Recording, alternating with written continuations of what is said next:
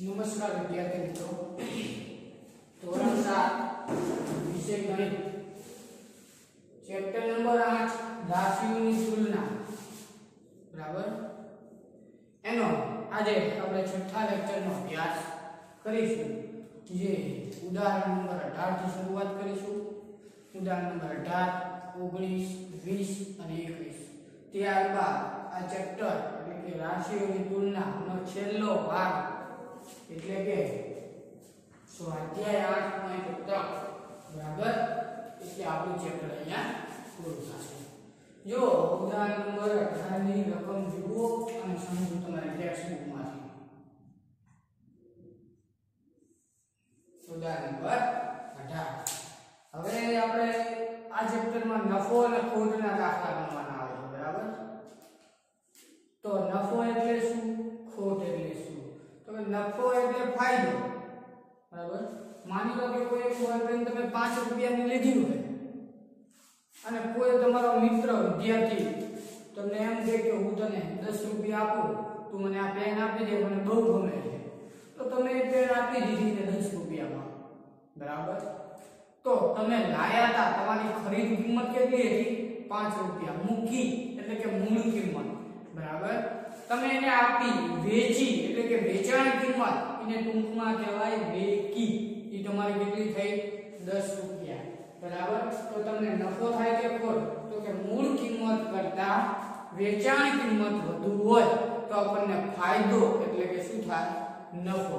જ્યારે તમે પેન 10 રૂપિયામાં લાયા હોય અને 5 રૂપિયામાં વેચી હોય તો મૂળ કિંમત કરતા વેચાણ કિંમત જો ઓછી હોય તો ખોટ એટલે કે નુકસાન, જેવું આપણને એવું કહેવાય બરાબર। તો ઉદાહરણ નંબર 18 ની રકમ જુઓ અને સમજો કે ફૂલદાનીની કિંમત રૂપિયા 120 છે। કેટલી? 120 રૂપિયા ફૂલદાનીની કિંમત છે। જો દુકાનદાર તેને 10% ખોટ સાથે વેચે, તો 10% ખોટ એનો મતલબ શું? 100 એ કેટલા રૂપિયા ખોટ જઈ કહેવાય? 10 રૂપિયા બરાબર। તો એની વેચાણ કિંમત શોધો। વેચાણ કિંમત એટલે કે ટૂંકમાં વેકી આપણે શોધવાની છે। તો વેચાણ કિંમત આપણને ક્યારે મળે? તો કે પડતર કિંમતમાંથી આપણે શું બાદ કરવું જોઈએ? જો વેચાણ કિંમતનું સૂત્ર કેવી રીતના બનાવે? પહેલા તો આપણે એમાં ખોટ આપેલી છે। જો મારા ખોટનું સૂત્ર બનાવવું હોય તો શું બને? ખોટ ક્યારે જાય આપણને? તો કે વેચાણ કિંમત ઓછી હોય અને પડતર કિંમત કેવી હોય? વધુ હોય બરાબર। એટલે કે ખોટ પડતર કિંમત કેવી હોય? ની ઓછી અને વેચાણ કિંમત કેવી હોય? વધુ હોય તો આપણને ખોટ જાય બરાબર। પણ આમાં તો આપણને ખોટ આપી દીધેલી છે। કેટલા ટકા? 10%। જો તો ફૂલદાનીની કિંમત રૂપિયા 120 એટલે કે ફૂલદાનીની પડતર કિંમત એટલે કે પકી આપણને કેટલી આપેલી છે? રૂપિયા 120 બરાબર। નુકસાન ટકામાં તમને આપ્યું છે એટલે કે ખોટ ટકામાં આપેલી છે આપણને કેટલી છે? જોજો ખોટ પણ શેમાં? ટકામાં કેટલી આપી છે? તો કે 10 રૂપિયા સોરી 10% બરાબર। અને શોધવાનું શું કીધું છે? વેચાણ કિંમત એટલે કે વેકી શોધો એવું કીધું છે। તો પહેલા તો પડતર કિંમતના કેટલા ટકા ખોટ છે રકમમાં? તો કે પડતર કિંમત 120 ના 10% ખોટ છે એટલે કે પડતર કિંમતના પકીના કેટલા ટકા ખોટ છે? 10% ખોટ છે, તમને રકમમાં કીધેલું છે બરાબર। તો ખોટ પહેલા આપણે એને રૂપિયામાં શોધી નાખીએ। ખોટને શેમાં શોધશું? રૂપિયામાં। તો ખોટ એટલે કે પડતર કિંમતના 10%, પડતર કિંમત કેટલી છે? 120 રૂપિયા। તો કે 120 રૂપિયાના 10%। તો આવું તો આપણે આગળના લેક્ચરમાં ટકા શોધતા શીખી ગયા છીએ, શીખ્યા છીએ ને બરાબર। તો 120 ના 120 ટકાની નિશાની કાઢો તો 10 ના છેદમાં કેટલા આવી જાય? 100। 1 બિંદુ અહીંયા આવશે, 1 બિંદુ અહીંયા આવશે એટલે કે 12 એકાને 12 રૂપિયા આપણે એને રૂપિયામાં ફેરવી દીધી ખોટને। કેટલા રૂપિયા થઈ? 12 રૂપિયા। આપણે શોધવાનું શું છે? વેચાણ કિંમત। વેચાણ કિંમત આપણને ક્યારે મળે? તો કે પડતર કિંમતમાંથી ખોટને શું કરવી પડે?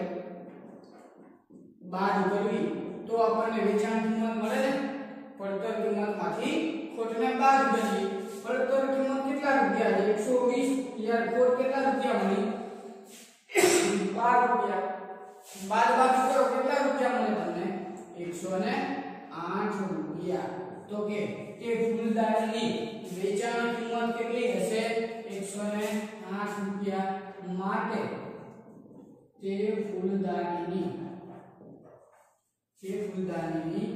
વેચાણ કિંમત એટલે કે વેકી 108 રૂપિયા થાય બરાબર ખ્યાલ આવે છે હા આગળ જોઈએ ઉદાહરણ નંબર 19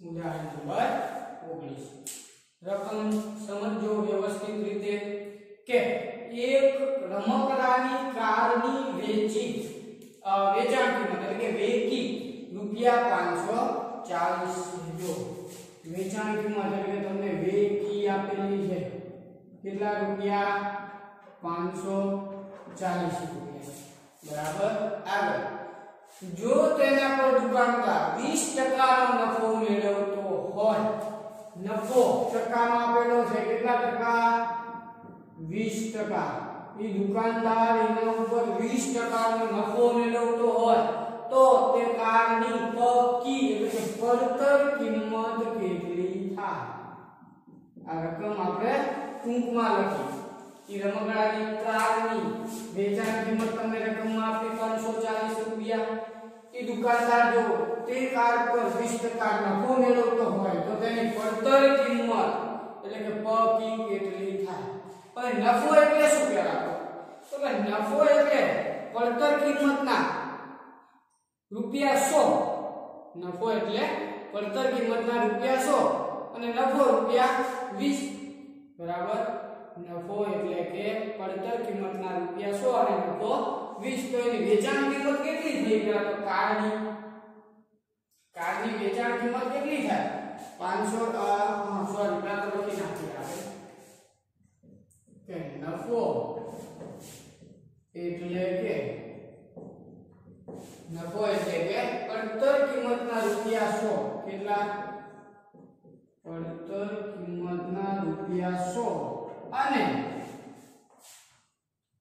નફો રૂપિયા 20 100 એ પડતર કિંમતના રૂપિયા 100 એ કેટલા રૂપિયા નફો રૂપિયા 20 બરાબર તો એ વેચાણ કિંમત કેટલી થાય તો કે 100 20 એટલે કે 120 રૂપિયા બરાબર હવે જો વેચાણ કિંમત 120 રૂપિયા થઈ તો એની પડતર કિંમત કેટલી થાય 100 રૂપિયા થાય ને જ્યારે વેચાણ કિંમત એટલે કે વેકી 120 રૂપિયા થઈ એનાથી વિરુદ્ધ તો પડતર કિંમત કેટલી થાય 100 રૂપિયા થાય બરાબર તો આપણને કારની વેચાણ કિંમત કેટલી આપી છે 540 રૂપિયા જો વેકી 540 રૂપિયા હોય તો પડતર કિંમત કેટલી શોધવાની બરાબર વેચાણ કિંમત 540 રૂપિયા હોય તો પડતર કિંમત બરાબર કેટલી બરાબર તો કે માટે પડતર કિંમત બરાબર 540 ગુણ્યા 100 છેદમાં 120 બરાબર એક એક શૂન્ય મળી જશે 540 ગુણ્યા 10 અને 12 વડે ભાગી નાખો તો તમને જવાબ મળશે 450 રૂપિયા કેટલા 450 રૂપિયા માટે તે કારની પડતર કિંમત કેટલી થાય તો કે 450 રૂપિયા માટે તે કારની પડતર કિંમત 450 રૂપિયા થાય બરાબર ખ્યાલ આવે છે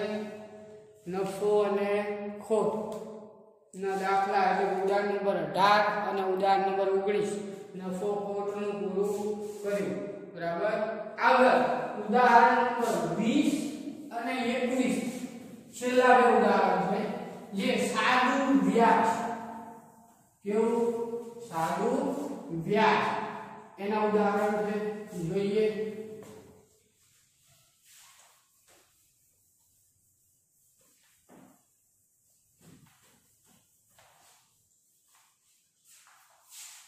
उदाहरण नंबर 20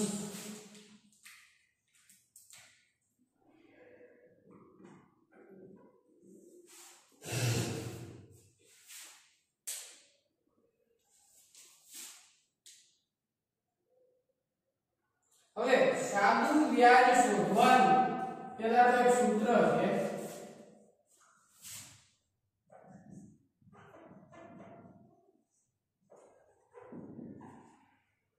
આવું I બરાબર P ગુણ્યા R ગુણ્યા N છેદમાં 100 બરાબર જ્યાં I એટલે શું તો કે I એટલે સાદું વ્યાજ P બરાબર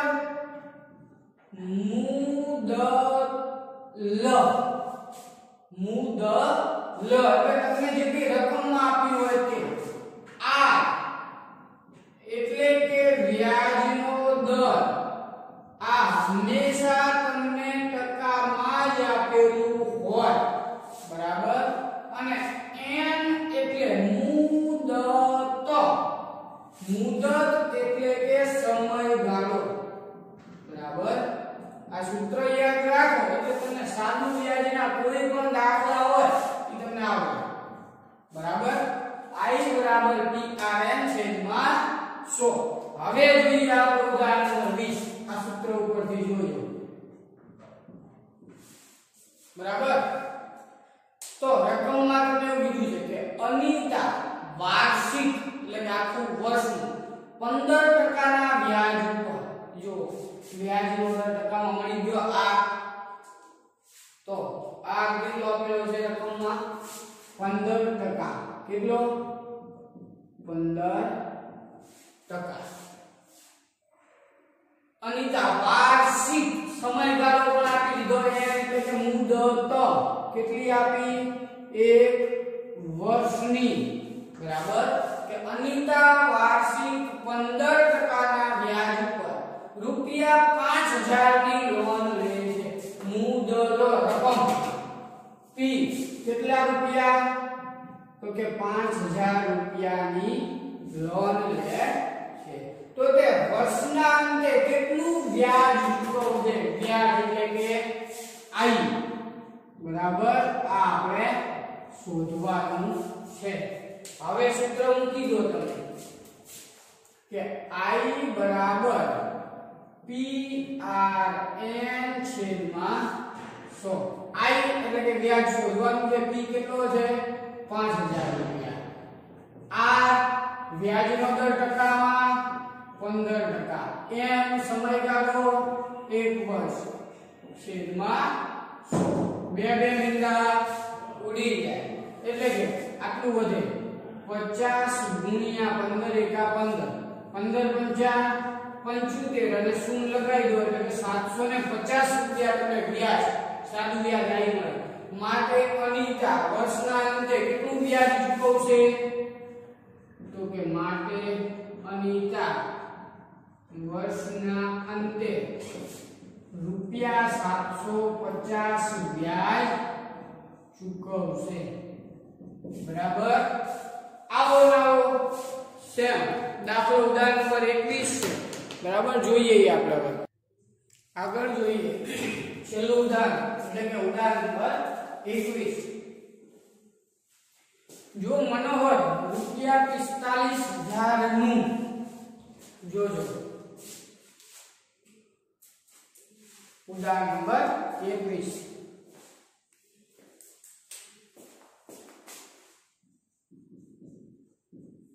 રૂપિયા 45000 નું એટલે કે મુદલ તમને આપી દીધી કેટલા રૂપિયા 45000 રૂપિયા નું 2 વર્ષ માટેનું વ્યાજ સમયગાળો n આપી દીધો. કેટલા વર્ષ માટે?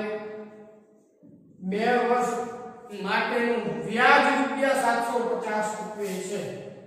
વ્યાજ એટલે કે i આપી દીધું ₹750. તો વ્યાજનો દર શોધો એટલે કે r શોધવાનો છે. બરાબર. સૂત્ર મૂકી દો. સૂત્ર કયું? i બરાબર PRN છેદમાં 100. i કેટલો આપેલો છે? 750.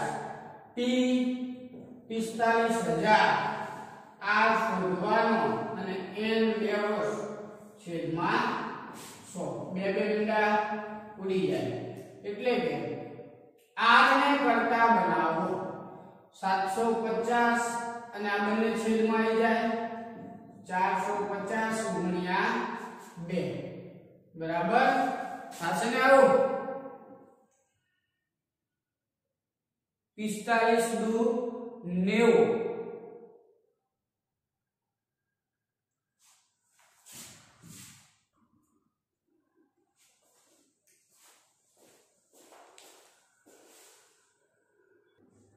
સોરી, રકમમાં મુદલ તમને 45000 નહીં પણ 4500 આપેલી છે. બરાબર. એટલે બે મીંડા ઉડી જશે એટલે આવી રીતનું વધશે છેદમાં 45 ગુણ્યા 2. બરાબર. એટલે કે 750 છેદમાં 45 દુ 90. એક એક શૂન્ય ઉડી જાય એટલે 75 છેદમાં 9. ભાગ પાડો 25 તરી 75 અને 3 તરી 9 એટલે 3 3 ઉડી જાય એટલે કે 25 ના છેદમાં 3 શુદ્ધ અપૂર્ણાંક છે. તો આને મિશ્ર અપૂર્ણાંકમાં ફેરવી દો એટલે કે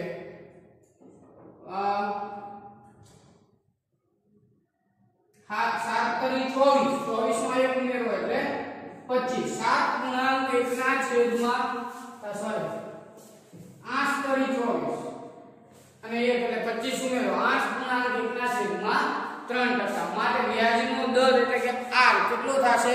8 ગુણાંક 1 ના છેદમાં 3%. બરાબર. અહીંયા આપણે લેક્ચરને પૂરો કરીએ છીએ. આવતા નવા લેક્ચરમાં સ્વાધ્યાય 8.3 ની શરૂઆત કરીશું.